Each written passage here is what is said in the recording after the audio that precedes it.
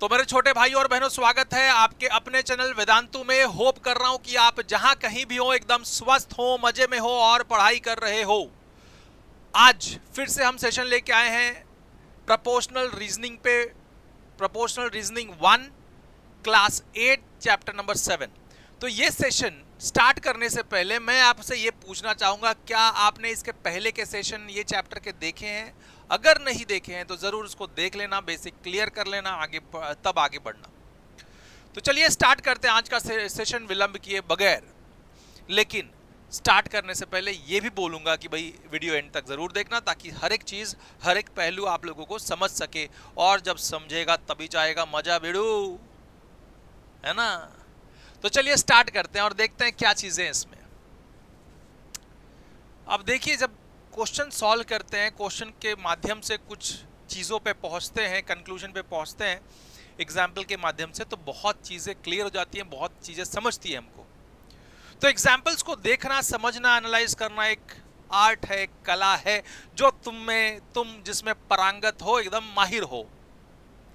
नहीं हो तो होना पड़ेगा, ताकि कंक्लूजन ड्रॉ कर सके भाई, ठीक है। अब ये Praneet father went from Lucknow to Kanpur. So Lucknow से कानपुर जा रहे हैं, लखनऊ से कानपुर जा रहे हैं, तो डिस्टेंस फिक्स है, ठीक है। इन 2 आवर्स, तो टाइम कितना लगा? 2 घंटा लगा है। By riding his motorcycle at an speed is what? 50 kilometre per hour. if he drives at 75 km per hour, so new speed is 75 km per hour. How long it will take him to reach Kanpur? तो new time कितना लगेगा वो बताइए। Can we form this problem as a proportional? देखो, अब ये ना problem कहाँ पे है, ये यहाँ पे प्रॉब्लम नहीं है। प्रॉब्लम कहाँ पे, वो सोचना है तुमको। देखो, ये देख के तो ऐसा लगेगा सेम चीज है जो लास्ट सेशन में हमने की थी, बट बेटा इसमें डिस्टेंस कांस्टेंट है।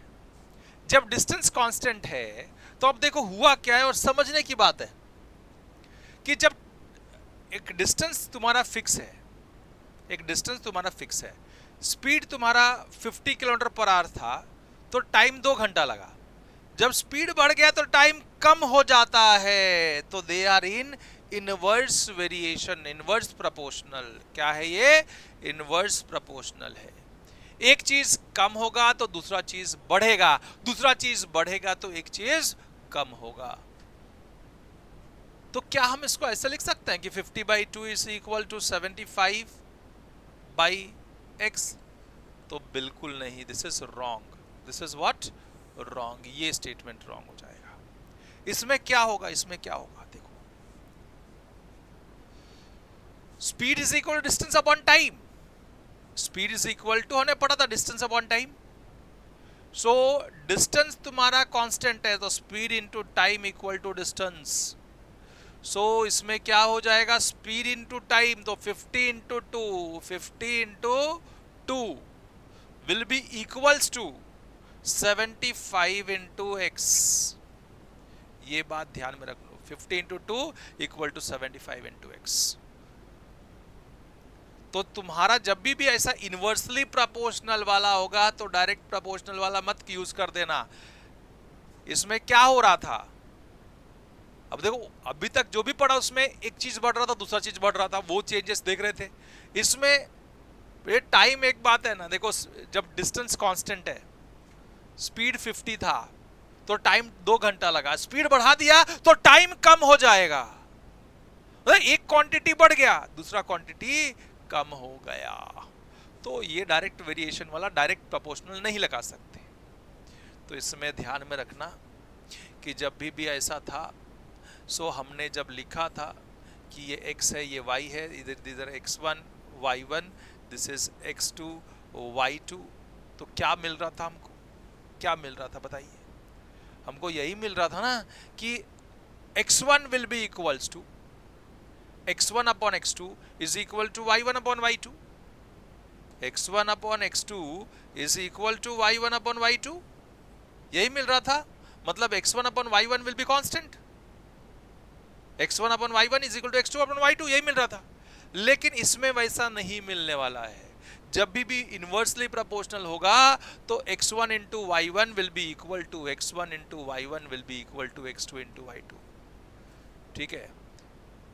तो यहाँ पे मुझे अगर x ढूंढना हुआ तो x will be equal to time will be equal to 50 into 2 upon 75, तो कितना हो जाएगा 50, 25 2 ज़ा 25 3 ज़ा, so x equal to 2 2 ज़ा 4 4 by 3 hours, so 1 hour something लगेगा, दैट इज अगर hours मिनट्स में कन्वर्ट करो इसको तो 4 by 3 into 60 minutes, 1 hour is equal to 60 minutes, 3 1 ज़ा 3 2 ज़ा 20, so this is 80 minutes, 80 minutes का मतलब हो गया 1 hours and 20 minutes, एक बात ध्यान में रखिए, ठीक है। 1 hours and 20 minutes में वो जब स्पीड 75 किलोमीटर पर आवर होगा तो 1 घंटा 20 मिनट में पहुंच जाएगा बंदा। तो ये थोड़ा सा देख के कंफ्यूज आना मत, सिचुएशंस को समझना इंपॉर्टेंट होता है, जानना समझना और फिर सॉल्व करना। ओके चलिए अब हम बढ़ते हैं आगे। एक एक्टिविटी दी हुई है कि आप मार्केट में घूमो और शैम्पू का क्वांटिटी के हिसाब से प्राइस देखो। तो एक शैम्पू ऐसा था सैशे में, 6 ml का सैशे है ₹2 का। देन स्मॉल बॉटल दिख रहा है 180 ml का 154 रुपीज़ का। मीडियम बॉटल 340 ml का 276 रुपीज़। लार्ज बॉटल 1000 ml का 540 रुपीज़, ऐसा दिख रहा था। Go to the market and collect the price of the different size of shampoo containers of the same shampoo and create the table like the one given below। ऐसा आप लोग खुद से जाके निकाल के देखना, ऐसा बोला। एक्टिविटी दिया है तो कर सकते हैं, ऐसा कुछ नहीं कर सकते आप जाके। ये तो मैं इसमें जो दिया है वही मैंने यूज कर लिया है, अब इसमें से हम रेशो निकालेंगे। See the volume of the shampoo is proportional to that of the price, so this is volume and this is price। इन लोग का रेशो निकाल के देखो क्या प्रोपोर्शनल है कि नहीं है। सो लेट अस सी 6/2, पहला कितना है 6/2, सो दिस इज 3/1, तो दिस इज 3:1, बेसिकली 3:1 है ना, 3:1। अब सेकेंड वाला देखो 3:1, सेकेंड वाला कितना है 180 ml, volume is 180 ml upon 154, 180 by 154 is 2 7s are 14, 2 7s are 14, 2 9s are 18, 0। Then कुछ जाता है क्या और नहीं, तो 77 upon 90 upon 77, 90 upon 77, so this is 90:77, ठीक है। उसके बाद में तीसरा जो है 340 upon, this is 340 upon 276, let us see 340 upon 276, 340 upon 276, so 2 1s are 2, 2 7s are 14, 0, 2 1s are 2, 2 3s are 6, 2 8s are 16, 2 8s are 16, 2 5s are 10, 2 6s are 12, 2 9s are 18, then 3 2s are 6 नहीं जाता है, okay, 85:69, 85 upon 69, this is 85:69। lastly 1000 upon 540, बराबर है 1010 cancel, 1000 upon 540, 1000 upon 540, तो ये 1010 cancel, this is 100 upon 54, so 5 now this is 2 2s are 4, 2 7s are 14, 2 50s are, और कोई common table में जाता नहीं, तो दिस इज 50 upon 27, 50 upon 27। अब सबका रेशियोस अलग अलग है, सेम है ही नहीं, तो क्या बोलोगे प्रोपोर्शनल नहीं है। वॉल्यूम और प्राइस का जो रेशियोस हैं वो सब प्रोपोर्शनल नहीं है, कोई भी इक्वल नहीं है, ठीक है। ठीक है आगे बढ़ जाते हैं, एक्टिविटी हो गई। Starting sharing but not equal, अब जरा ध्यान से समझोगे इसको तो और ज्यादा मजा आएगा। इसमें तो यही है, आप जितना डूब जाओ जितना डूब जाओ, लेकिन हाँ, राहुल गांधी जी जैसा हिमालय मत जाना, ठीक है? हिमालय जाओ तो मोदी जैसा जाओ। मोदी जी हिमालय गए तो प्राइम मिनिस्टर बने, है ना? तो वैसा वाले में रमो, रम जाओ, इसका मतलब घुस जाओ उसके अंदर। अभी अलग अलग लोग अलग अलग में रम रहे हैं, लेकिन ठीक है, अपना अपना चीज है। Sharing but not equal. From a pair collect 12 countable objects or counters. It can be coin, seed or pebbles. Now share them between the two of you in different ways. So ये activities में क्या है ना, 12 चीजें हैं, 12 object है। Suppose करो 12 pebbles है या 12 काउंटर्स हैं, जो भी है, कॉइन्स हो, पेबल्स हो, काउंटर्स हो, जो भी है आप ले सकते हो। तो 12 हैं टोटल। अब सीधा सीधा बात है, सो इधर 12 चीजें हैं, 12 ऑब्जेक्ट है। If we divide them equally, what is the ratio of the number of the counter with each of you? अगर इक्वली डिवाइड किया जाए तो 12 को इक्वली डिवाइड करो, कैसे करोगे भाई? 6 और 6, ठीक है? What is the ratio? 6:6, that is 1:1 का रेशियो है, बराबर है ना? 1:1 का रेशियो, ठीक है? बात समझ में आ गई। एक ये वे हो गया डिवाइड करने का। If your partner gets 5 counter, अगर पार्टनर के पास 5 काउंटर, 12 थे टोटल, कितने थे? 12 काउंटर्स थे। अपने पार्टनर के पास 5 चले गए, तो बचे कितने भाई? 7 बचेंगे ना? तो कितने बचेंगे? 7 बचेंगे। How many objects will you get? तो बोलना 7। कितना? 7। What is the ratio of the counter? Ratio of the counter will be 5:7, 5:7। कोई कॉमन मल्टीपल कैंसिल होता नहीं है, तो 5:7 ही रहने वाला है। आगे बढ़ते हैं और देखते हैं। If you want to share the counters between two of you in the ratio 3:1, 3:1 के रेशियो में 12 काउंटर्स थे। कितने थे? 12 थे। और 3:1 के रेशियो में डिवाइड करना है। How many counters would each of you get? तो पहले वाले को देखो, हमेशा टोटल कितना ग्रुप में डालना है इसको? 3 + 1 4, 3 + 1 दैट इज 4 ग्रुप्स में डिवाइड करना है, ठीक है? अब पहला जब भी ऐसा करोगे, जब भी ऐसा करना है, तो एक बात ध्यान में रखना कि 3 + 1 क्या लोगे? 4 लोगे। तो पहला part, first part will be 3 parts out of total 4 parts of 12, है ना? Total is 12 counters. So this is what 4 1s are, 4 3s are, so 3 3s are 9 counters first part में जाएगा। और सेकेंड पार्ट में, सेकेंड जो 2 जन थे उसमें फर्स्ट वालों को 9 काउंटर्स मिला, सेकेंड पार्ट वालों को, सेकेंड कितना है? This is first part, this is second part. Second part is 1 out of total 4 into 12, so 4 1s are, 4 3s are, it means 3 1s are 3, so second part में 3 मिलेगा। अब देखो, ये तो मैंने आइडिया बता दिया ये है क्या चीज। अब इसको थोड़ा इलैबोरेट करके पढ़ते हैं। मुझे ये बताओ, 12 काउंटर्स थे, 3:1 के रेशियो में डिवाइड करना है। तो पहला ग्रुप है और ये दूसरा ग्रुप है। तो पहले ग्रुप वाले के पास 3 गया, तो ग्रुप सेकेंड वाले के पास 1 जाना चाहिए। 3:1 का रेशियो है। तो अब ये 12 में से 3 और 1 चला गया, तो मतलब बचा कितना? रिमेनिंग काउंटर्स आर 3 + 1 4 चला गया, तो बचा 8। अब ये 8 में से फिर से फर्स्ट ग्रुप में 3 चला गया और सेकेंड ग्रुप में 1 चला गया, तो 8 में से वापस से 4 चला गया, तो कितना? Remaining counters will be 4। अब ये वापस से 4 में से डिवाइड करेंगे, तो पहले वाले में 3 चला गया, सेकेंड वाले में 1 चला गया।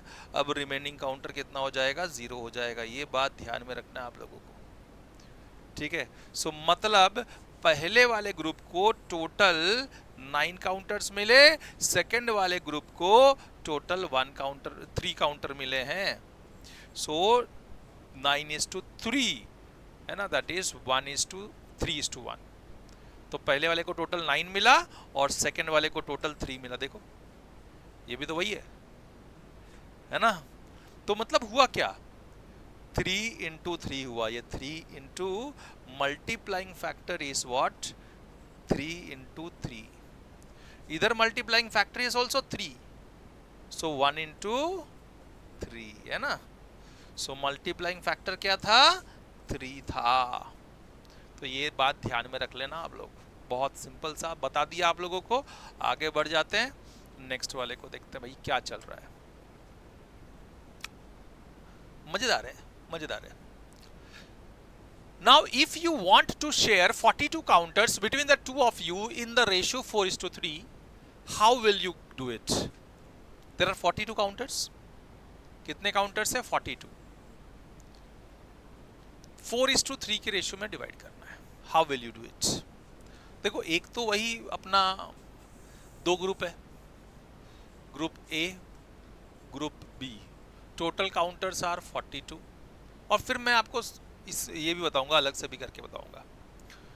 Okay, so 42 counters are there. तो 42 में से पहले वाले ने 4 लिया, दूसरे वाले में 3 लिया, so remaining counters will be 7 चला गया, 7 गया तो बचा 35। अब दूसरे वाले में 4 गया फिर से दूसरी बार में, और ये सेकेंड काउंटर 3 लेगा, तब 4:3, सो वापस 7 चला गया, तो रिमेनिंग काउंटर्स विल बी 35 में से 7 गया तो बचा 28। फिर वापस से ये पहले वाले में 4 जाएगा, दूसरे वाले में 3 जाएगा, तो रिमेनिंग काउंटर्स विल बी 21। फिर वापस से 4 और 3 गया, तो रिमेनिंग काउंटर विल बी 14। वापस से 4 3 गया, तो रिमेनिंग काउंटर्स विल बी, तो एक काम करता हूँ, थोड़ा सा इधर जगह नहीं है, मैं चाहता हूँ कि first step 42 counters are there, group A, group B, पहले वाले ने 7 लिया तो मतलब 4 लिया, 4:3 के रेशियो में डिवाइड हो रहा है, तो रिमेनिंग काउंटर्स विल बी 42 में से 7 गया तो बचा 35। देन वापस से सेकेंड टाइम में ये 4 गया, इधर 3 आया, तो बचा रिमेनिंग काउंटर्स विल बी 28। 4 फिर से गया, इधर 3 गया, तो रिमेनिंग काउंटर्स विल बी 21। इधर 4 गया, इधर 3 गया, तो रिमेनिंग काउंटर्स विल बी 14। वापस से 4 गया, 3 गया, तो remaining counter will be 7, and फिर से 4 और 3 गया, तो रिमेनिंग काउंटर्स विल बी 0। इसका मतलब कितना गया, 1 2 3 4 5 6, सो 6 times 4, that is 6 4s are 24, multiplying factor is 6। यहाँ पे भी देखें तो वही हो रहा है, 3 into 6 times, so the 6 4s are 6 3s are 18, so multiplying factor is what, 6 on both the sides। so factor जो मल्टीप्लाई करने वाला है, जो चेंज कर रहा है, वो 6 है। अगर मैं ऐसा कर रहा हूँ तो ऐसा मिल रहा है मुझे, अगर ग्रुप मेरे को ऐसा बनाना होगा तो सीधा सीधा बात है, what is the size of each group, what is the size of the each group, 4 and 3, that is 7। तो देखते हैं, अगर मैं 4 + 3 कर देता हूं तो टोटल कितना हो जाएगा, 7 ग्रुप्स। अब पहला जो ग्रुप है उसको कितना मिलेगा, तो first group will be equals to 2 of the u, तो फर्स्ट ग्रुप में कितना जाएगा, 4 आउट ऑफ टोटल 7 ऑफ 42, 7 1 7 6 42, 6 4 24, बराबर है। वैसे सेकेंड ग्रुप को जाएगा 3 out of total 7, 3 parts out of total 7 parts of 42, 7 1 7 6 42, 6 3 18, बराबर है। सही है सर, कोई बात नहीं है, और हमको बहुत इजी तरीके से आपने बता दिया। अब आगे बढ़ते हैं एंड इसको समझने की कोशिश करते हैं फिर से। हर एक क्वेश्चन जब समझोगे, इस क्वेश्चन के भाव को जब समझोगे तो ऐसा लगेगा यार जन्नत है। नहीं तो क्या होगा ना, आप चीज़ों को ऐसा मगिंग करना चालू करोगे, याद करने की कोशिश करोगे तो नहीं होगा। मैथमेटिक्स याद करने वाली चीज़ नहीं है, समझने वाली चीज़ है। जितना समझोगे, जितने गहराई में जाओगे ना भाई, मजा ही आ जाएगा। This is very important. पानी पीते रहो, हाइड्रेट होते रहो। हाइड्रेट हो गए ना, दिमाग एकदम बम्पर काम करता है। डिहाइड्रेशन होगा, दिमाग को भ्रम होगा, कैलकुलेशन स्लो हो जाएगा। पानी पीते रहो, पानी पीना, हाइड्रेट होना ही बहुत इंपॉर्टेंट चीज है। Prashanti and Bhuvan started a food cart business near their school. Prashanti invested 75,000. So Prashanti का जो इन्वेस्टमेंट था, इन्वेस्टमेंट आई लिख देता हूं, of Prashanti is rupees 75,000. Is rupees 75,000. This was the investment of Prashanti. And investment of Bhuvan is rupees 25,000. तो दिया है। Investment of Bhuvan is what? Prashanti investment this month. Bhuvan is investment is invested is 25,000. So data collect करना is very important, data को analyse करना is very important. जब वो हो जाएगा तब हमको जो पूछा रहेगा वो निकाल सकोगे आप। At the end of the first month, they gained profit of rupees 4,000. So total profit is rupees 4,000. They decided that they would share the profit in the same ratio as their investment. What is each person share of profit? हर एक को कितना कितना मिलना चाहिए, जितना investment किया उतने उसके हिसाब से ही उन लोग प्रॉफिट बांटेंगे। So investment of Prashanti upon investment of Bhuvan will be 75,000 upon 25,000. So this is what 3 upon 1. ठीक है, इतना बात तो समझ में आ गया। अब क्या बोला है? Profit of Prashanti will be equals to, obviously 3:1 के रेशियो में डिवाइड होना है। So 3 parts out of total 4 parts, total कितना हो गया? 3 + 1, 4 पार्ट में डिवाइड होना है। So 3 parts out of 4 parts Prashanti को जाएगा of profit, that is 4,000. So that is equal to 4 1s are 4,1000. So this is 3,000 rupees Prashanti लेके जाएगी। And in this profit of दूसरा कौन पर्सन है भाई? Bhuvan. So Bhuvan will get 1 out of 4 times of 1,000, 4,000. So this is 1,000. तो आप लिखना rupees में भाई प्रॉफिट है। सो this is rupees 3,000, rupees 1,000. So this was the sharing of the profit based on their ratio of investment. Okay, बात समझ में आ गई होगी। आज जो भी कर रहे हैं बहुत मजेदार चीज है और ये हम बार बार अपने घर में भी देख सकते हैं, घर में भी कर सकते हैं। अब देखिएगा जरा वापस से, क्वेश्चन बड़ा अच्छा क्वेश्चन है। A mixture contain 40 grams, 40 kg contain sand and cement in the ratio. So total mixture is what? 40 kg. इसमें से सीमेंट एंड सैंड का ratio is 3:1. 3:1 is sand and cement.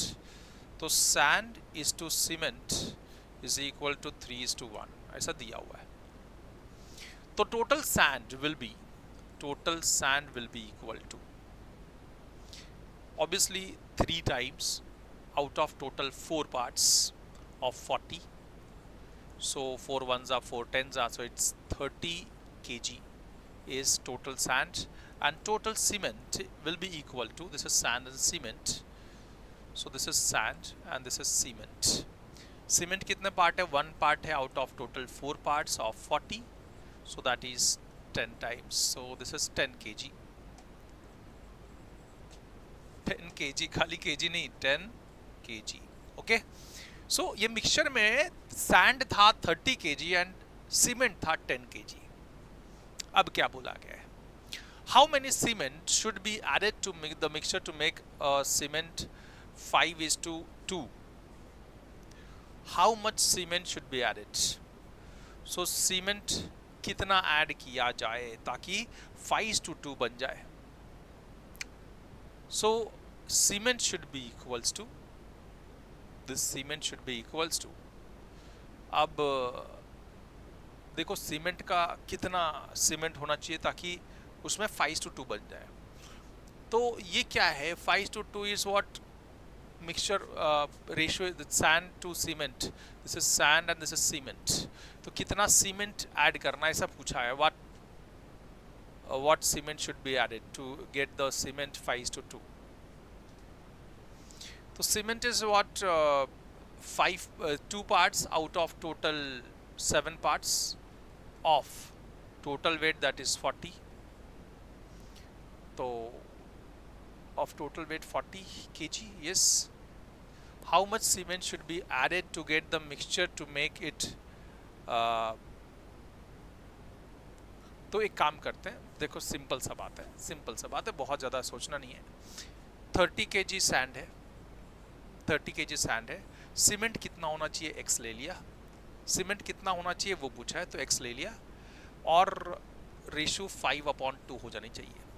तो x की वैल्यू क्या होनी चाहिए, what should be the value of x. इसका मतलब ऐसा है.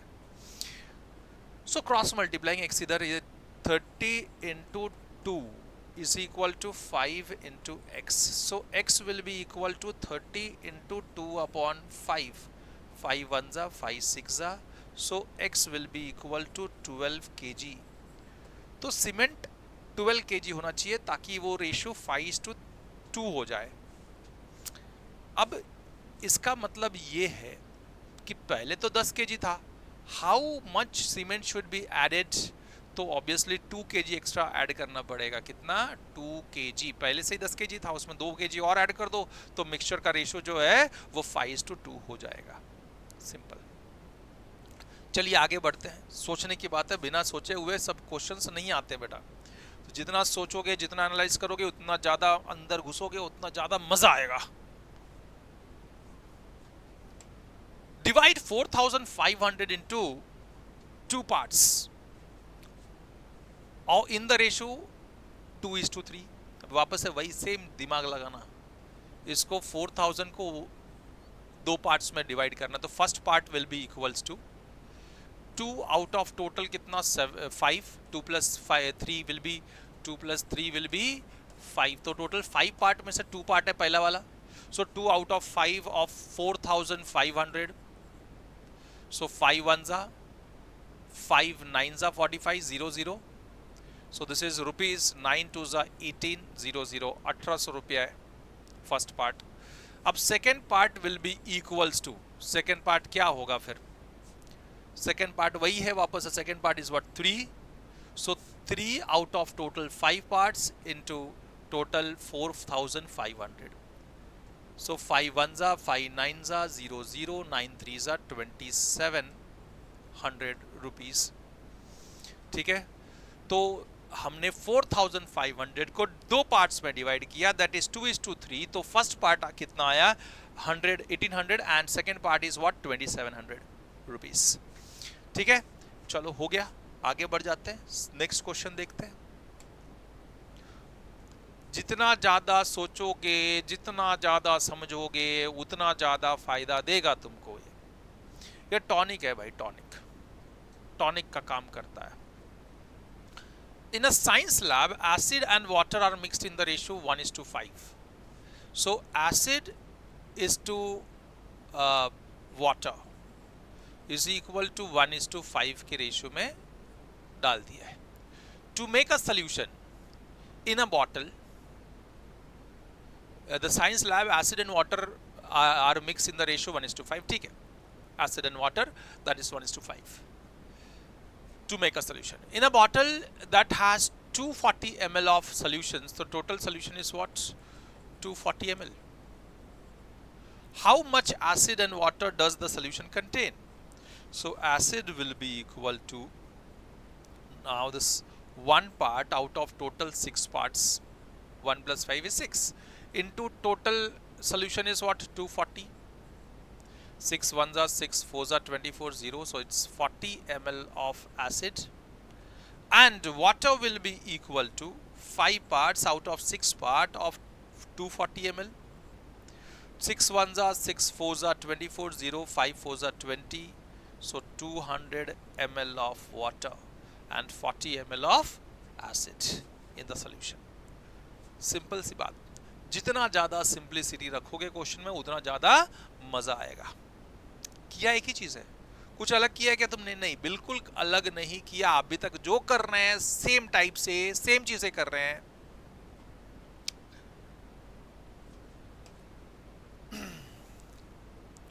ट्रम्प साहब ना बनो, ठीक है? क्या बनना है अपने को? सोचने वाले। तो क्या बनना है? मोदी साहब। मोदी साहब सोचते हैं कि, है ना,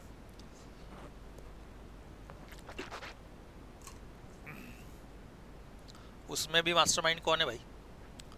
मास्टरमाइंड एक ही जन है, चाणक्य। चाणक्य कौन? शाह साहब, है ना? देखो, blue and yellow paint are mixed in the ratio 3:5.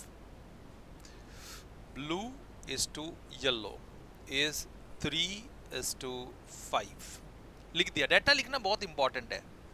This is blue is to yellow, ऐसा दिया हुआ है। Blue and yellow paints are mixed in the ratio 3:5 to produce green paint. To produce green paint. To produce 40 ml of green paint, how much of these two colors are needed? So total color is what? 40 ml. So अब देखो blue pen, blue colour कितना use किया रहेगा? 3 parts out of 3 plus 5 is 8 part of 40 ml. 8 ones are 8 5s are 40. So 3 5s are 15 ml of blue. And yellow कितना use किया रहेगा? Yellow is what? 5 parts out of total 8 parts. तो this is 5/8 into total कितना है colour? 40. So 1s are 5s are 5 5s are 25 ml of yellow color. बात समझ में आ गई? अब ये होने के बाद में ब्लू कलर येलो कलर सब ले लिया हमने, तब क्या ढूंढने के लिए बोला है?